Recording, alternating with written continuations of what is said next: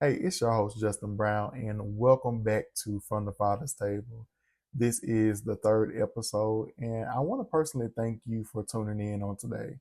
I hope that for many of you that your new year has gotten out to a great start. And today we're going to be diving into a topic that's really personal to me entitled A Father's Lament. And it's about the struggles and challenges that I experienced during my personal journey of fatherhood. And moreover, how those challenges shaped me to become a better father today. So stay tuned, get ready, and let's prepare to receive from the Father's table.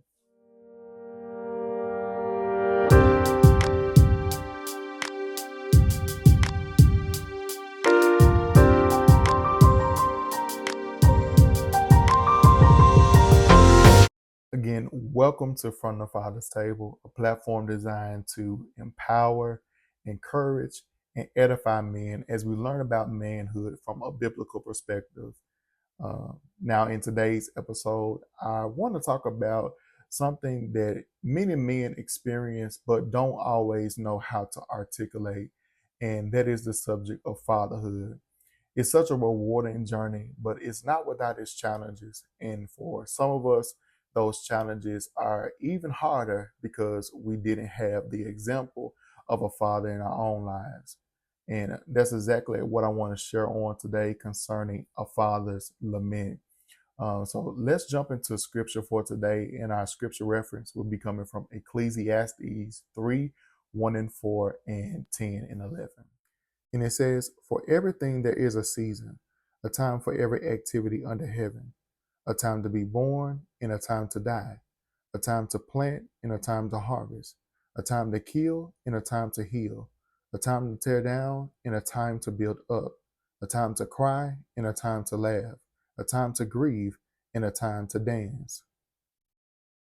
I have seen the burden God has placed on us all, yet God has made everything beautiful for its own time. He has planted eternity in the human heart. But even so, people cannot see the whole scope of God's work from the beginning to end." When I read this, what stands out to me is the truth that everything has its own time, purpose, and reason. And this includes fatherhood, which is both a responsibility and a process of growth. You see, fatherhood demands a level of maturity that childhood didn't. And during those early years, we found ourselves being more focused on our own needs and desires. But when becoming a father, you got to shift to being selfless and prioritizing the needs of your children above your own. So, just as the scripture says, there's a time and a season for everything. And as many of us as men are stepping or have stepped over into that role of fatherhood, we have to make the necessary adjustments for that role. Which reminds me of this scripture coming from 1 Corinthians 13 and 11. And it says, "When I was a child, I talked like a child. I thought like a child. I reasoned like a child. But when I became a man, I put away childish things." Though fatherhood is an adjustment of its own, sometimes it's especially overwhelming when you don't have the right guidance to navigate it. As I reflected over my own journey into fatherhood, I can remember feeling inadequate at times, especially as I tried to balance marriage and manhood. I'll never forget the day that I found out I was going to be a dad. My wife and I had been married only about 2 months, and when we got the news, and I was still adjusting to being a husband, and now I had to get ready to become a father. I was excited, but I was still nervous at the same time because I was wondering, am I really ready for this? And with that, it caused me to just kind of reflect on my own personal life. Growing up, I didn't have my father in my life, and it caused many voids for me, even going over into adulthood. But it caused me to come to a place where I promised myself that I would be in my child's life no matter what, and give them the opportunity to have something that I never had. And that leads me to my first talk point of the day of healing the inner child. A lot of us go through life carrying unresolved trauma. And if we're not careful, we can end up passing that pain on to the next generation. For me, growing up without a father, left me feeling unwanted, rejected, and most of all, not good enough. And that pain would turn into resentment as I got older. And I convinced myself that if he didn't want me, I didn't want him either. But what I came to realize is that when we're hurting, it's easy to find ways to cope. But the pain doesn't just disappear. Deep down, I longed for a father's love and guidance. And even though I didn't want to admit it, I still needed a father. Fast forward to the birth of my daughter, I can remember that moment like it was yesterday.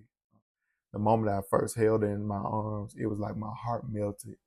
And I just thought like she's so precious and I just didn't want to be without her. A few days later, me and my wife, we would bring her home and the journey for parenthood would begin.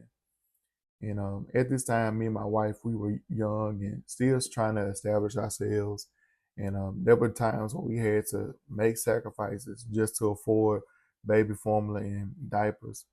But through it all, God provided, and with the help of our families, we made it through those times. Though everything was good as far as we're living with the excitement of having a new child.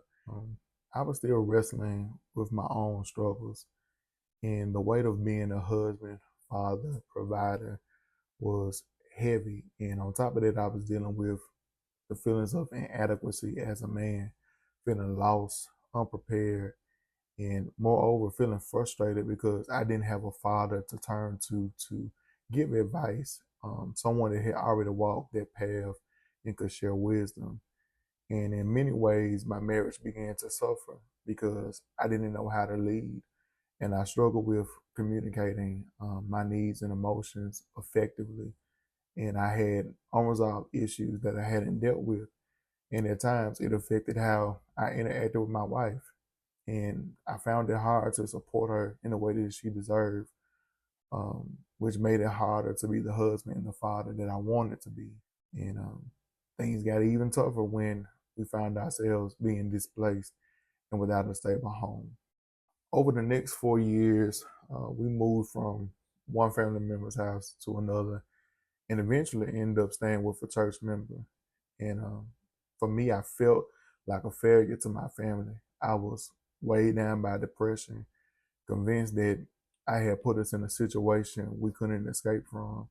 And by that time, my daughter was 4, and she had already been affected by the instability in our home, witnessing arguments between her mother and I, feeling the tension. And in moments when I disciplined her, that anger came out as well. And I didn't know how to deal with my emotions. I was carrying all this stuff on the inside and really didn't know where to find peace. Um, yeah, there was peace in the presence of God. Yeah, there was peace in going to church. Yeah, there was peace at times when times were good between me and my wife. But overall, there was a gap in me that needed to be filled. And I was literally wanting a way out of the misery that I was experiencing.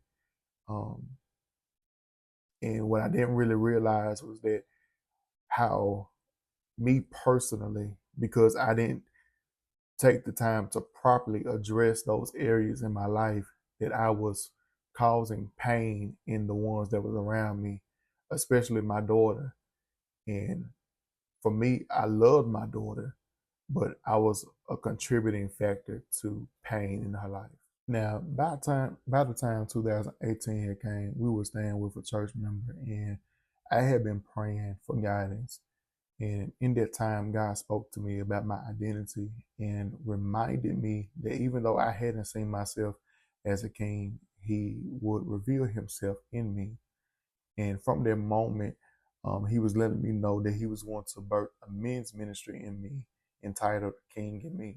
God also showed me that even though my biological father hadn't been present, He had always been there for me, leading and guiding me. And as a true father, as I broke down, the tears rolled down my face, and I began to feel that hurt and that pain being lifted. That I was looking for a father all along, and here the Lord was letting me know that He was my father. I had turned to people expecting um, spiritual leaders to fill that void, and got let down because what God had to let me know. He said, you was putting man in my place. He said, and I had to allow you to go through those experiences just to draw your attention back to me. And because of that, um, I really began to know God to be my father. By now, you've heard part of my story, and maybe some of this hits close to home for you. And since then, I've seen some victories, but my journey hasn't been without its challenges. And one of the hardest things I went through was raising my daughter between two households. And for a time, we didn't have contact for over a year. So in the next episode, I'll share how I got through that difficult season of my life and how God helped me to heal and restore what was broken. Be sure to tune in for the next episode. And until the next time, be blessed and thank you for receiving from the Father's table.